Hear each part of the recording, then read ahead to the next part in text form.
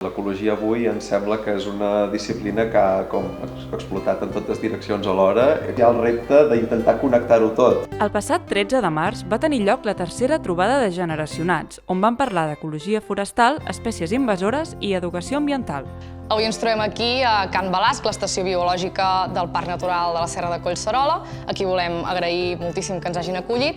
Després d'una explicació completa de l'indret, els alumnes de l'Institut Rambla Prim van poder escoltar de ben a prop les paraules de l'ecòleg i ideòleg del CREAF, Jaume Terrades.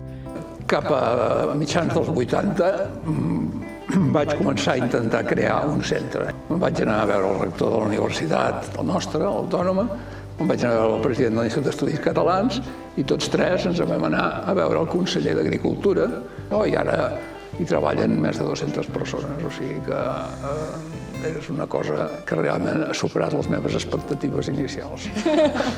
I les interessants reflexions de l'ecòleg doctorant Marc Riera. La dissociació entre l'humà i la natura és una ficció. Amb la globalització, el nombre d'espècies exòtiques que trobem noves cada any ha posat decididament el turbo. Vam compartir experiències i bons consells per iniciar-se al món de la investigació. Ho deia sempre en Margalef, si voleu ser feliços heu de jugar tota la vida. També creus que hi ha un ambient d'estar jugant, d'estar-se divertint mentre s'investiga. Estàs fent coses que ningú ha fet mai abans, estàs responent preguntes que no s'han respost abans, o sigui que sí. I vam conversar sobre com ha evolucionat l'educació ambiental des dels seus inicis. En aquest país l'educació ambiental la vam començar l'any 1975 fent uns itineraris de natura i una primera escola de natura al Montseny.